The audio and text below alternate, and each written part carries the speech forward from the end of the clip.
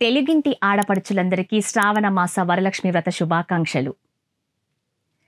శ్రావణ మాసం శుక్లపక్షంలో పౌర్ణమికి ముందు వచ్చే శుక్రవారాన్ని వరలక్ష్మి వ్రతంగా జరుపుకోవటం ఒక హిందూ ఆచారం. వరలక్ష్మి దేవత విష్ణుమూర్తి భార్య.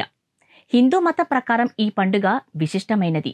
వరాలిచ్చే దేవతగా ఆ వరలక్ష్మీదేవిని కొలుస్తుంటారు. ఈ పూజలు తెలంగాణ, ఆంధ్రప్రదేశ్, కర్ణాటక రాష్ట్రాల్లో అధికంగా స్త్రీలు కొలుస్తుంటారు. ఈ పండుగను ముఖ్యంగా వివాహమైన మహిళలు నిర్వహిస్తారు.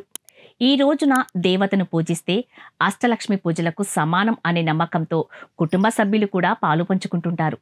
ముఖ్యంగా మంచి భర్త, మంచి కుమారులు, మంచి కుమార్తెలు కలగాలని కూడా అమ్మాయిలు పూజిస్తుంటారు. ఈ దేవతను పూజిస్తే అష్టైశ్వర్యాలు అయిన సంపద, భూమి, శిక్షణ, ప్రేమ, కీర్తి, శాంతి, సంతోషం మరియు శక్తి వంటివి లభిస్తాయని ప్రగాఢ విశ్వాసం.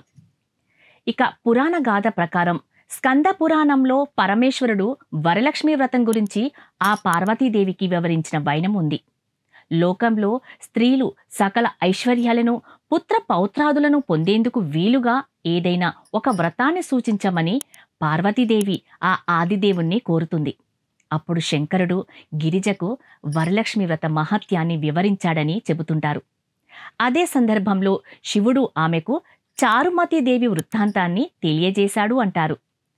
భర్త పట్ల ఆదరాన్ని, అత్తామామల పట్ల గౌరవాన్ని ప్రకటిస్తూ ఆ చారుమతి ఉత్తమ ఇల్లాలుగా తన బాధ్యతల్ని నిర్వహిస్తూ ఉండేది. మహాలక్ష్మీదేవి పట్ల ఎంతో భక్తి శ్రద్ధలు కలిగిన చారుమతి అమ్మవారిని త్రికరణ శుద్ధిగా పూజిస్తూ ఉండేది. ఆ మహాపతివ్రత పట్ల వరలక్ష్మీదేవికి అనుగ్రహం కలిగి స్వప్నంలో ఆమెకు సాక్షాత్కరిస్తుంది. శ్రావణ శుక్ల పూర్ణిమకు ముందు వచ్చే శుక్రవారాన తనను ఆరాధిస్తే కోరిన వరాలన్నీ ఇస్తానని ఆమెకు ఆ దేవదేవి అభయమిస్తుంది. అమ్మ ఆదేశానుసారం వరలక్ష్మి వ్రతాన్ని ఆచరించి చారుమతి సమస్త సిరి సంపదలన్నీ అందుకుందని ఈశ్వరుడు ఆ గౌరీదేవికి విశదపరిచాడని పురాణ కథనం. దాంతో పార్వతీదేవి కూడా ఈ వ్రతాన్ని ఆచరించి వరలక్ష్మీదేవి కృపకు పాత్రురాలైందని చెబుతుంటారు. మరి ఈ వ్రతం ఎందుకు చేస్తారు? అష్టలక్ష్ముల్లో వరలక్ష్మీదేవికి ఒక ప్రత్యేకత ఉందంటారు. మిగిలిన లక్ష్మీ పూజల కంటే కూడా వరలక్ష్మీ పూజ శ్రేష్టమని శాస్త్రవచనం. శ్రీహరికి ఇష్టమైన, పైగా విష్ణువు జన్మ నక్షత్రమైన శ్రవణం పేరిట వచ్చే శ్రావణ మాసంలో ఈ వ్రతాన్ని చేస్తే విశేష ఫలితాలు లభిస్తాయి అంటారు. సర్వమంగళ సంప్రాప్తి కోసం, సకలాభిష్టాల కోసం నిత్య సుమంగలిగా తాము వర్ధిల్లాలని పుణ్యస్త్రీలు ఈ వ్రతం చేస్తారు. మరి దక్షిణ భారతదేశంలో ఈ వరలక్ష్మి వ్రతాన్ని వివిధ సాంప్రదాయాల్లో ఆచరిస్తారు. ఎవరు ఏ పద్ధతులు పాటించినా శ్రీలక్ష్మిని కొలిచే తీరు మాత్రం అందరిది ఒకటే. సకల శుభంకరమైన, సన్మంగళదాయకమైన వరలక్ష్మీదేవి పూజ జగదానందకరమైందని భక్తులందరి ప్రగాఢ విశ్వాసం.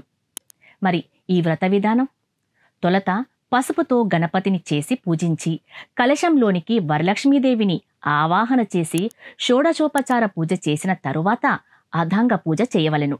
దాని తరువాత అష్టోత్తర శతనామ పూజతో నామాలను చదివి ధూపదీప నైవేద్యాలను, తాంబూలాలని సమర్పించి కర్పూర నీరాజనం, మంత్రపుష్పం సమర్పించి మంగళహారతి ఇచ్చి తోరగ్రంథి పూజ చేసి తోరబంధన మంత్రం పఠిస్తూ ఆ నవసూత్రాన్ని కుడి చేతికి కట్టుకునవలెను. నవకాయ పిండి వంటలు, పండ్లు మొదలైన వాటిని అమ్మవారికి సమర్పించి చివరగా వాయనదానం మంత్రం పఠిస్తూ ఒక ముత్తైదవకు తాంబూలం సమర్పిస్తూ ఆమెను మహాలక్ష్మీదేవిగా భావించి వాయనమియ్యవలను. ఇది ఈ వరలక్ష్మి వ్రత వృత్తాంతం. ఇది ఈరోజు మీరు తెలుసుకున్న వరలక్ష్మీదేవి వృత్తాంతం గురించి. మరొక ఎపిసోడ్లో మరొక విషయం గురించి మళ్ళీ తెలుసుకుందాం. అప్పటి వరకు చూస్తూనే ఉండండి YET Official.